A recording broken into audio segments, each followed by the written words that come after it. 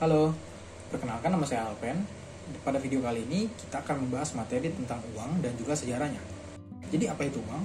Uang itu adalah alat yang diterima oleh masyarakat umum sebagai alat tukar dalam berkegiatan ekonomi ataupun jual beli. Jadi pada zaman dulu itu belum ditemukan yang namanya uang. Jadi bagaimana manusia itu memenuhi kebutuhannya, yaitu dengan cara tukar-menukar barang. Tukar-menukar barang ini biasanya disebut dengan barter.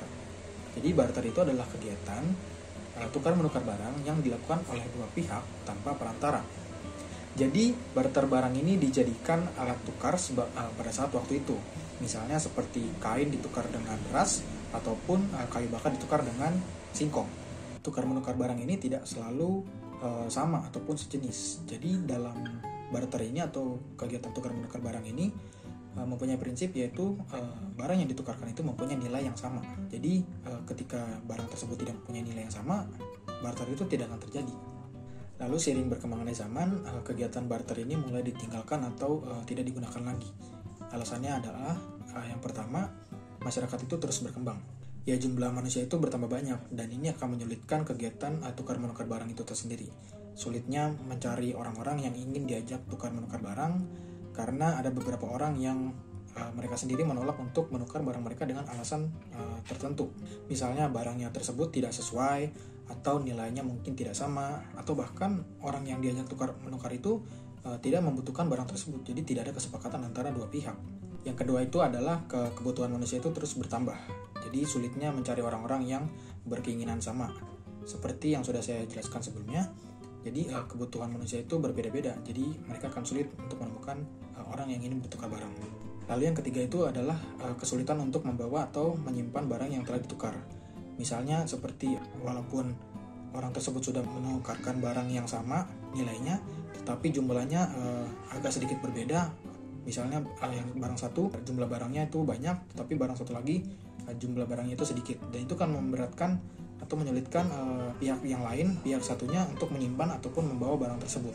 Seiring berjalannya waktu, akhirnya kegiatan barter ini mulai ditinggalkan dan beberapa orang ataupun pedagang mulai mencari cara untuk membuat suatu alat ataupun nilai tukar barang yang setidaknya mudah untuk dibawa kemana saja oleh orang ataupun pedagang dan juga mungkin nilainya sama. Dan kemudian dari sinilah kemunculan uang itu berasal. Dalam perkembangannya juga, uang itu memiliki beberapa perubahan dari waktu ke waktu. Jadi setelah ditemukannya uang itu, terdapat masa yang disebut dengan masa uang barang. Jadi masa uang barang ini merupakan istilahnya barang yang digunakan sebagai alat. Jadi barang ini disimbolkan sebagai uang pada zaman tersebut.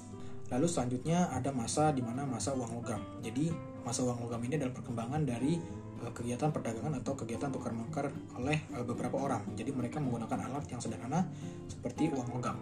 Logam yang dipilih berasal dari logam mulia, yaitu emas, perak, dan tembaga. Bahan-bahan ini bisa dilebur dan juga bisa dibuat menjadi uang-uang logam ataupun mungkin sebagai perhiasan yang berharga. Lalu lanjut pada masa uang saat ini. Jadi emas yang dipakai pada saat masa zaman uang logam itu sebenarnya pada saat ini masih bisa dipakai atau digunakan, tapi tidak digunakan untuk tukar-menukar barang seperti secara umumnya atau secara luasnya. Namun emas ini digunakan oleh negara. Jadi emas ini biasanya dijadikan aset atau jaminan negara ataupun bisa digunakan untuk percetakan uang. Oke, selanjutnya kita akan membahas tentang jenis uang yang dapat dibedakan menjadi dua, yaitu menurut yang berhak mengeluarkan dan yang kedua menurut bahan pembuatannya. Menurut yang berhak mengeluarkan, uang ini dibagi menjadi dua, uang kartal dan juga uang giral. Yang pertama uang kartal. Uang kartal ini dikeluarkan oleh Bank Indonesia ataupun bank yang dimiliki oleh negara. Jadi bank ini berdiri sendiri tanpa melibatkan pihak manapun. Nah, contoh dari uang kartal ini uang logam dan juga uang kertas. Nah, contoh yang kedua ini adalah uang giral. Uang giral ini dikeluarkan oleh bank umum. Nah, bedanya dengan bank negara atau Bank Indonesia itu adalah bank umum ini melibatkan cukup banyak pihak dalam kegiatannya. Misalnya bank umum itu adalah bank milik pemerintah daerah, bank asing ataupun bank milik swasta. Salah satu contoh dari bank swasta itu adalah BCA dan juga Bank Mega. Bank asing itu ada Citibank dan juga CIMB Niaga. Bank milik pemerintah daerah itu ada Bank DKI Jakarta ataupun Bank Jabar. Lalu selanjutnya ada menurut bahan pembuatannya yang dibedakan menjadi dua, yaitu uang kertas dan juga uang logam. Uang kertas ini dibuat dari kertas khusus yang dicetak dan bahannya itu berasal dari serat kapas. Sedangkan uang logam dibuat dari bahan logam tertentu, misalnya seperti emas, perak, tembaga, dan kuningan. Oke, sekian dari materi uang dan sejarahnya. Semoga bermanfaat.